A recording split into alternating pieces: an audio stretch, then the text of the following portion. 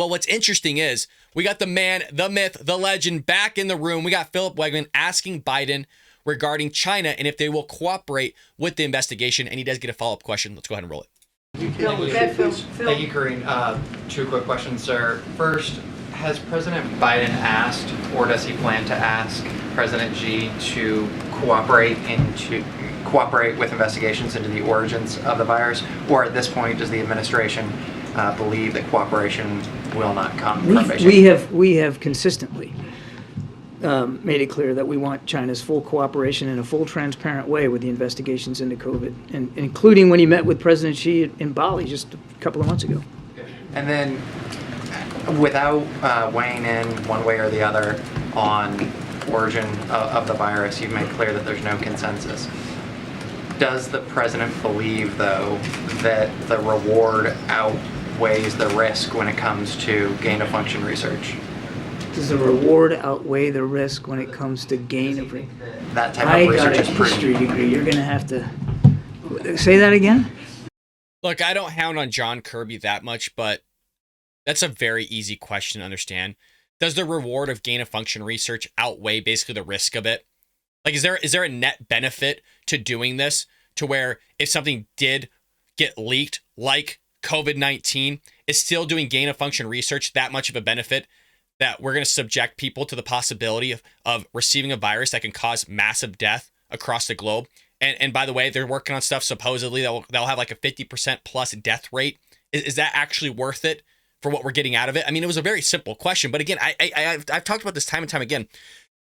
Why is it that some people just have such a hard time grasping certain concepts and understanding these very basic questions from these men and women in the room? I really don't understand it. So let's see how Phil rephrases it and see if the guy understands it. Mind you, this guy is an admiral. I'm not trying to diminish John Kirby, but for the love of God, man, it was a very, very interesting or very simple question. Does the president believe that this type of gain-of-function research is proven? He believes that it's important to help prevent future pandemics, which means he understands that there has to be legitimate scientific research into the sources or potential sources of pandemics so that we understand it. Just say yes. God, somebody in the live chat or the comments, explain to me why they have to talk like this. You're just saying yes. Yeah, he does think it's a net benefit. Yeah, he does think the rewards that we would get out of gain-of-function research outweighs the risk of it. That's all you need to say. You can literally end it there and it'd be a great response. At least you're being honest. But God, it's like the diarrhea mouth and like have to like almost give like this crazy, ridiculous, I guess, professional answer that goes way out far of what you need to say. Just say yes and just regurgitate what the question was. That's all you have to do and then move on. I really don't understand it, you guys. So that we can prevent them, and we can prevent them from happening, obviously. But he also believes, and this is why he wants the whole of government effort here to understand it, that research has to be done, it must be done in a safe and secure manner and as transparent as possible to the rest of the world so people know what's going on. So I think that's a fancy way of saying yes. You're literally talking about a communist government. Oh, well, it needs to be transparent and safe, as if we're transparent and safe with everything that we do. So what I kind of see is we're constantly expecting other people to behave and act in the same way that we do, but we're hypocritical because we don't even act and behave in the same way that we expect other people to do in terms of government. And again, I love America. I think we're the greatest country that's ever been created in a human existence. But it's just interesting that it's like, hey, we'll sit there and give billions of dollars of aid and weaponry to Ukraine, but China can't give it to Russia. I just find it interesting that it's like, oh, well, we think it's good for China to stay out of it, which I do agree with. But I just find it interesting that it's that dynamic, and also the fact of like, well, you know, gain-of-function research, we think we should do it, but we think we should be transparent about it. Like as if somebody's really going to be transparent on the technology, maybe the biological weapons that they're trying to produce to sit there and drop it on their foreign adversary. Like maybe dropping it from a balloon. Gee, I don't know. But, you know, they expect certain shenanigans from China, which we all know is not going to happen.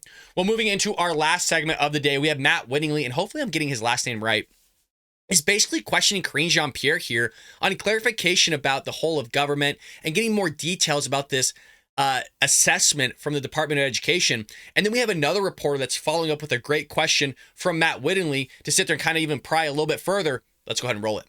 Just to go back to the DOE assessment, instead of going to swing at Kirby, without asking specifically about that, but just more the tempo and rhythm of things, I think the surprise was that it just kind of popped in the last 48 hours. This has been an all-of-government effort. It's been across agencies. Can you give us a sense of how this is actually working in terms of what the timelines are, what kind of effort is going in on a day-to-day, week-to-week, month-to-month basis as to why this would happen now, why there would be an update now? So I can't speak to, again, and Kirby the Admiral was trying to be very clear here. He didn't want to confirm the story or speak to the story. I mean, what I can say, and I would just lean into what the National Security Advisor said yesterday on many of your networks. He did a bit of a round robin yesterday on the Sunday show. This is Jake Sullivan. Look, this is something that the president takes very seriously. He directed repeatedly his intelligence community to put efforts and resources behind getting to the bottom of the origins of COVID-19. And so, he was, Karine, get an earpiece and just let me regurgitate the questions for you, lady. The question was about, how does this whole thing run? What's the day-to-day operations? He said it was a whole government operation.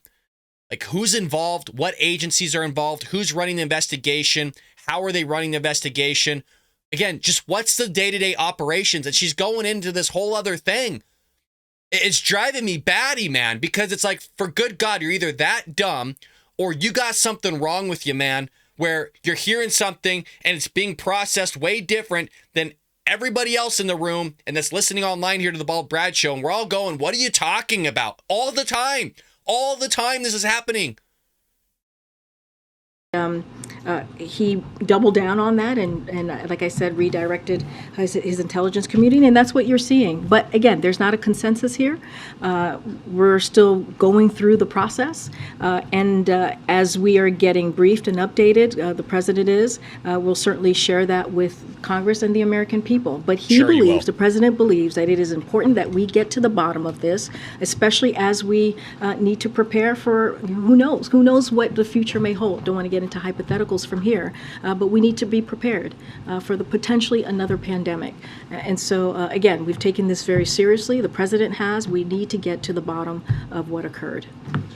Yeah, thank you. Following up on that, are there any plans for the administration to release an unclassified version of the Energy Department's COVID origin report? And if not, why is the administration choosing to keep that assessment classified? So again, I'm going to just repeat my National Security Council colleague who said that he don't want to get ahead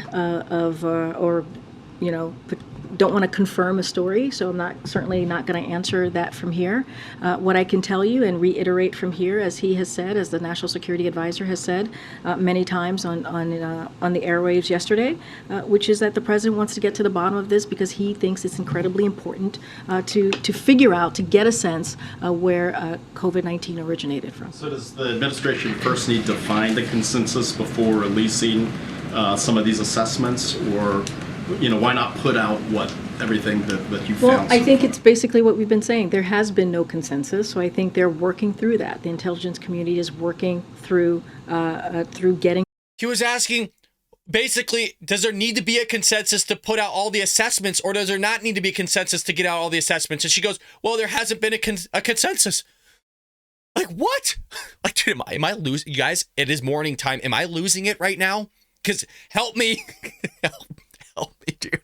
It gets to that point, when you deal with somebody that like doesn't know how to answer questions or is like just talking about things that isn't even in the conversation, you start feel like you're going a little bit loony in the head. You know what I mean? Like, you start feeling like you're the crazy one because you're like, I'm listening to the question, I'm listening to the response, and then you're almost like, because it keeps happening, you're like, am I actually hearing this correctly? It starts getting in your head a little bit. That's how I'm feeling right now. I'm actually feeling crazy because all he was curious about was how the assessments are going to come about. Are they going to be released? Does there need to be a consensus on the assessments, or doesn't there need to be able for those to be released? To the bottom of this, as the president has directed and as the president wants to see. Certainly not going to get into it ahead of their process. Thank you. I mean, great questions from the reporters, and it's all tight-lipped. Look, the way they're talking of, well, there's no consensus. Well, there wouldn't be a consensus then if it wasn't real. Or there could be a consensus, even if it was real. So my consensus, without using the word consensus too many times, just like Karine Jean-Pierre, God, I'm even starting to sound like her now, is, or heck, Kamala Harris, right? Word salad. Look, the story's probably real. That's based on what I'm hearing here, is that they're going to say, well, it's not, we're not going to say it's real or isn't, but we don't have a consensus on the assessment that was done. We don't have it from all the agencies saying that they agree with it. So if you're having that type of language, that tells me that it was a real story. It is true that the assessment from the U.S. Department of Energy does in fact believe that the virus was leaked from a lab in Wuhan, China. I believe that. I'm sure a lot of you believe that. Heck, even if it was from a market because somebody ate a bat, which I don't think that was the case, I do believe it was a Wuhan lab leak. It still came from China. They need to be penalized. But for some reason, we're going on over 2 years now, into 3 years of this whole shenanigans, and still nothing's been done by anybody, no nation. But, the UN's there about everything, even though China not only released a virus, but hell, they literally have camps with the Uyghurs. Nothing's been done still. Nothing's been done. I hope you enjoyed that clip from the Bald Brad Show. If you did, make sure to hit that subscribe button so you can stay up to date on all our future content.